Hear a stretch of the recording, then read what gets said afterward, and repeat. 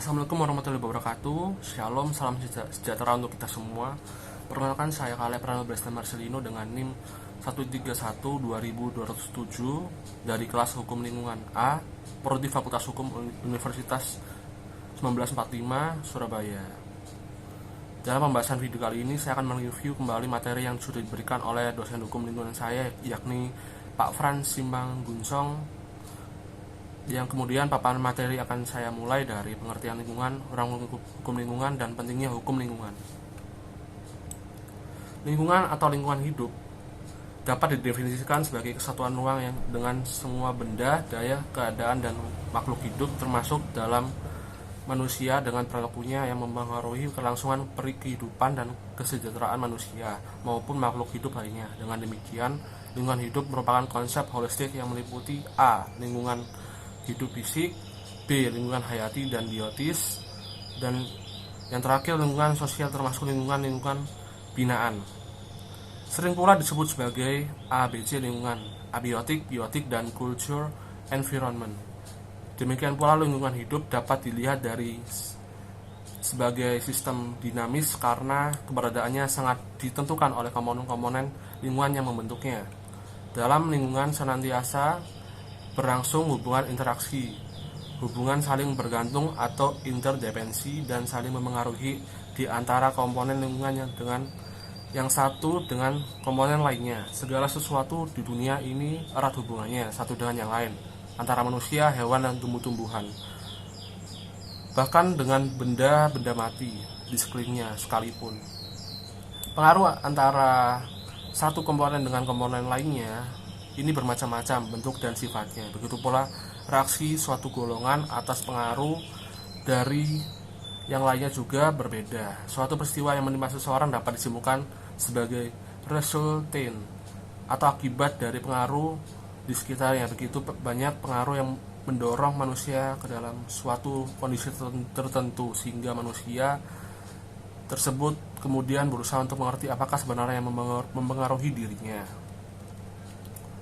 Lanjut, hukum lingkungan adalah merupakan konsepsi yang masih baru dalam ilmu hukum. Ia tumbuh sejalan bersamaan dengan tumbuhnya kesadaran akan lingkungan. Dengan tumbuhnya pengertian kesadaran untuk melindungi dan memelihara lingkungan hidup ini, maka tumbuh pula perhatian hukum kepadanya, sehingga menyebabkan tumbuh dan berkembangnya cabang hukum yang disebut hukum lingkungan.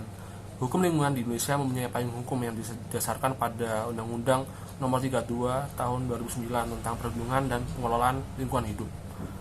Pengertian lingkungan hidup sebagaimana dirumuskan pasal 1-1 Undang-Undang Perlindungan Pengelolaan Lingkungan Hidup adalah kesatuan ruang dengan semua benda, daya, keadaan, dan makhluk hidup termasuk manusia dan perilakunya memengaruhi alam itu sendiri, kelangsungan kehidupan dan kesejahteraan manusia serta makhluk hidup lain.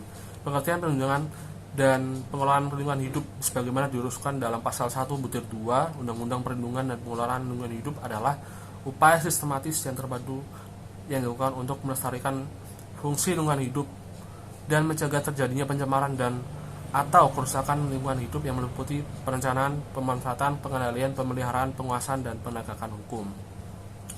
Hukum lingkungan menurut Gatot P. Sumartono, keseluruhan peraturan yang mengatur tentang tingkah laku orang tentang apa yang seharusnya dilakukan terhadap lingkungan yang pelaksanaan peraturan tersebut dapat dibahasakan dengan suatu sanksi oleh pihak yang berwenang. Menurut Mokhtar Kusuma Atmaja, adalah sistem pendekatan terpadu dan atau utuh untuk mengatur lingkungan hidup manusia secara baik. Dilihat dari fungsinya, hukum lingkungan berisi kaidah-kaidah tentang perilaku masyarakat yang positif terhadap lingkungannya langsung dan atau tidak langsung. Secara langsung pada masyarakat, hukum lingkungan menyatakan apa yang dilarang dan apa yang diperbolehkan.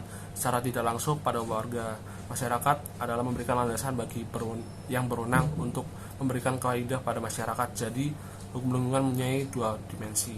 Pertama, ketentuan tingkah laku masyarakat semua bertujuan supaya anggota masyarakat dihimbau bahkan kalau perlu dipaksa memenuhi hukum lingkungan yang tujuannya memecahkan masalah lingkungan. Kedua adalah dimensi yang memberi hak, kewajiban, dan wewenang badan-badan pemerintahan dalam mengelola lingkungan.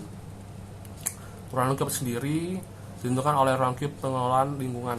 Dengan demikian, hukum lingkungan merupakan instrumen yuridis bagi pengelolaan lingkungan. Demikian pula dalam hukum lingkungan keperdataan, hukum lingkungan administrasi, hukum lingkungan kebidanaan. Sepanjang bidang hukum ini memuat ketentuan-ketentuan yang berkaitan dengan pengelolaan lingkungan hidup.